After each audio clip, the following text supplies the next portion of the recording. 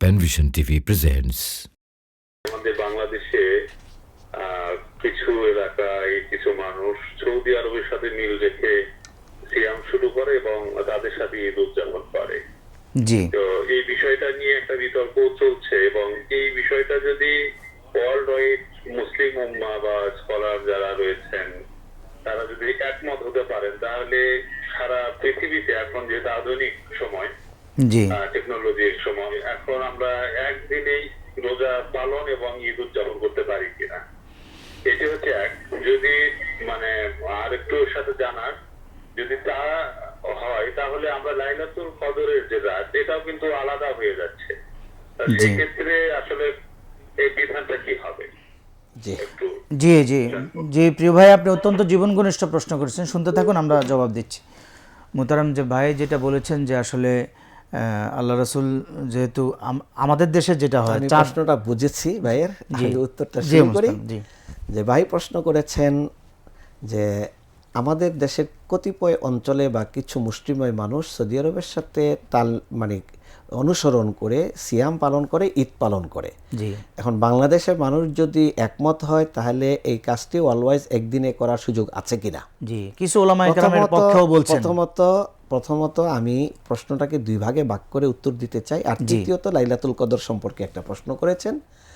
তা প্রথমত আমি উত্তরটাকে দুই ভাগে ভাগ করে দিতে চাই। একটা হলো, যতদিন না বাংলাদেশের সমস্ত মানুষ একমত হবে যে আমরা সৌদি আরবের সাথে একমত পোষণ করে রাষ্ট্রীয় সিদ্ধান্ত, ওলামাদের সিদ্ধান্তের ভিত্তিতে আমরা একই ক্যালেন্ডার অনুসরণ করব, ততদিন পর্যন্ত ডিভাইডেড হওয়ার কোনো সুযোগ নাই, বিভক্তির কোনো সুযোগ নাই। কোনো জাতি তার মন গড়া সিদ্ধান্তের ভিত্তিতে তারা আলাদাভাবে জামাত করতে পারবে না। জি, এটা হলো প্রথম কথা। জি, করলে সবাইকে নিয়ে করতে হবে। জি, আমার মত করার পক্ষে, কিন্তু আমি সবাইকে কনভিন্স করতে পারছি না, বিদায় হচ্ছে না, আমি আমার মতটাকে না হওয়ার পক্ষে নিয়ে আমি জি, আমল করব।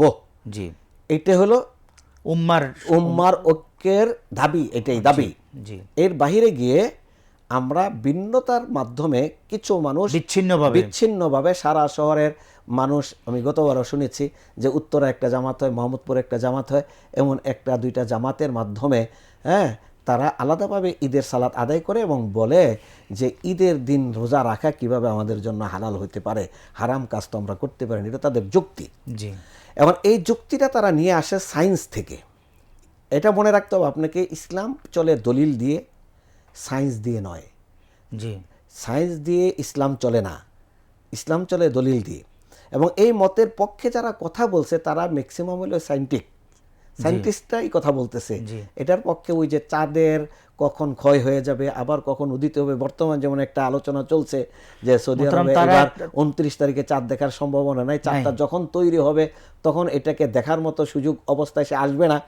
এটা জ্যোতির্বিজ্ঞানীদের একটা বিষয়, এটা ইসলামী শরিয়ার বিষয় না। ইসলামী শরিয়াটা খুব সহজ। আল্লাহ রাসূল বললেন, নাহনু উম্মাতুন উম্মি, আমরা নিরক্ষর জাতি। আশহারু হাকাদা হাকাদা হাকাদা, মাস হবে এরকম 3 বার দেখালেন, আবার আরেকবার দেখালেন আশহারু হাকাদা হাকাদা হাকাদা, এভাবে দেখালেন। তাহলে এর দ্বারা বোঝা গেল যে এত হিসাব কিতাব গভীরে গিয়ে ইসলামী শরিয়া মানার জন্য আল্লাহ রাব্বুল আলামিন বাধ্য করেন না উম্মাকে। এরপর আবু কুরাইবের যে হাদিসটা একটু আগে বললাম, যেটা সহিহ মুসলিমে লম্বা হাদিস, ইবনে আব্বাস পাঠাইলেন, সেখানে গিয়ে বললেন যে মুআবিয়া রাদিয়াল্লাহু তাআলা আনহু তো একদিন আগে রোজা শুরু করছেন, তারা একদিন আগে ঈদ করবেন। তখন বলল অসুবিধা নাই, মুআবিয়া রাদিয়াল্লাহু তাআলা আনহু তারা তাদের চাঁদ দেখার আলোকে আমল করছে, আমরা আমাদের চাঁদ দেখার আলোকে আমল করতেছি। সুমুলি রুয়াতি ওয়াফতিরুলি রুয়াতিহি, তারা তাদের রুয়াতের আলোকে, চাঁদ দেখার আলোকে কাজ করছে, আমরা আমাদের চাঁদ দেখার আলোকে কাজ করছি। এটা আমরা দেখতে পাই। এরপর আমরা এখানে কিছু জটিলতাও পাই, যা আমরা দেখি যে রাত শুরু হয় বাংলাদেশে সৌদি আরব থেকে 3 ঘন্টা আগে। সৌদি আরবে চাঁদ দেখার খবর আসলো 4 ঘন্টা পরে বা 2 ঘন্টা পরে বা 1 ঘন্টা পরে, তাহলে 4 ঘন্টা আমরা পিছিয়ে গেলাম। রাত শুরু হওয়ার পর আমরা কিয়ামুল লাইল করার সুযোগ পাইলাম না, সিয়ামের প্রস্তুতি নিতে পারলাম না। একজন তারাবির নামাজ অথবা রোজার মাস হবে কিনা এরকম কোনো ঘোষণা ছাড়াই তিনি আগামী দিনের সিয়ামের প্রস্তুতি ছাড়াই ঘুমিয়ে গেলেন।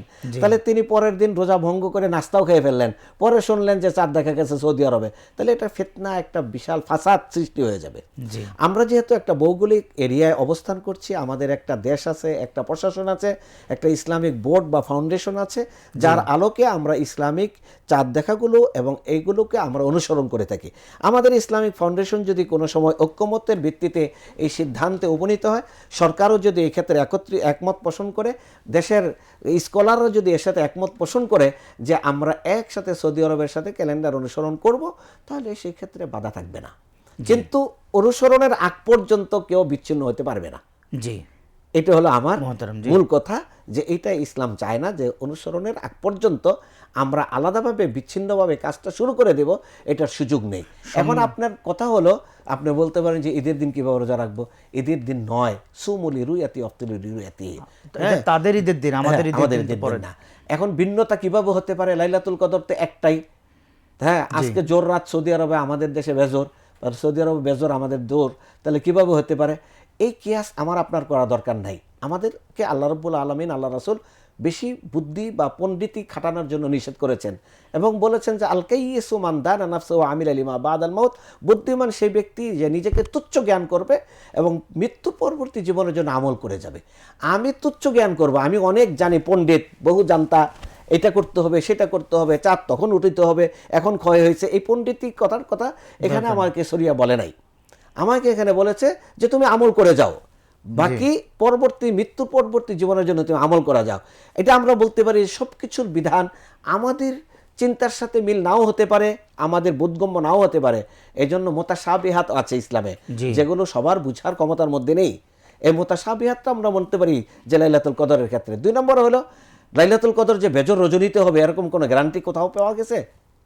লাইলাতুল কদর যে বেজর রজনীতে হবে এমন কোনো গ্যারান্টি নেই। রমাদানের শেষে হবে, এটা হলো গ্যারান্টি। রমাদানের শেষ দশকে হবে, এটা হলো গ্যারান্টি। রমাদানের শেষ দশকে লাইলাতুল কদর হবে, এইটাই রাসূলুল্লাহ সাল্লাল্লাহু আলাইহি সাল্লাম বলেছেন। অতএব জোরে যে হবে না এরকম কোনো নেগেটিভ কথা রাসূলুল্লাহ সাল্লাল্লাহু আলাইহি সাল্লাম কিন্তু বলেননি। অতএব যেহেতু বলেননি, তাহলে একই রাত্রে জোরে আমাদের দেশে লাইলাতুল কদর হতে পারে, বেজোরে সৌদি আরব হতে পারে, কোনো অসুবিধা নেই। এবং লাইলাতুল কদর প্রতি বছর যে একই রজনীতে হবে এরকমটা আল্লাহ রাসূল বলেন নাই। এটা ওলামারা অনেকেই বলেছেন এটা স্থানান্তরিত হতে পারে। এই বছর 25 হচ্ছে, আগামীতে 26 হতে পারে, এরপরে বছর 27 হতে পারে। অতএব আমরা সবসময় আল্লাহ রাসূলের হাদিসটিকে আমি সবচেয়ে বেশি গুরুত্ব দিই, যে আল কাইয়িস, বুদ্ধিমানকে, যে তার বুদ্ধি খাটিয়ে ফাঁক ফোকরে আমল করে শুধু বিজয় হয়ে যাবে এরকম নয়, সে কি করবে? নিজেকে তুচ্ছ জ্ঞান করে আমল করে যাবে, মৃত্যু পরবর্তী জীবনের জন্য যেন সে সফলতা অর্জন করতে পারে। আমরা বাংলাদেশে যে সমস্ত ব্যক্তিরা একই দিনে ঈদের স্লোগান তুলছে অথবা ঈদের স্লোগান, তাদের ভিতরে উল্লেখযোগ্য কোনো আলেম নেই। বাংলাদেশের মানুষ যার কথা মেনে নেয়, কোন শ্রেণীর মানুষ 100% মেনে নেয়, আলে হাদিসের পক্ষ থেকে কোনো আলেম দেখাইতে পারবেন না, বাংলাদেশ জামাত ইসলামের পক্ষ থেকে কোনো আলেম দেখাইতে পারবেন না, কওমি গণনার কোনো আলেম দেখাইতে পারবেন না, আলিয়া গণনার দেখাইতে পারবেন না, পীরপন্থীও দেখাইতে পারবেন না, কোনো পক্ষের ঐক্যমত নাই।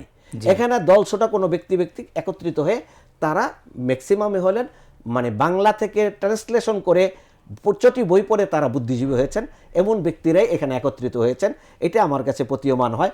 অতএব ভাইরা, আপনারা বলবেন যে লিকুল্লি ফান্নিন রিজাল, প্রত্যেক বিষয়ের জন্য এক্সপার্ট আছে, এই বিষয়টা সমাধান দেওয়ার জন্য আলেমদের কাছে ছেড়ে দেন। আপনারা এই দায়িত্বটা নিয়েন না, নিলে হোঁচট খাবেন।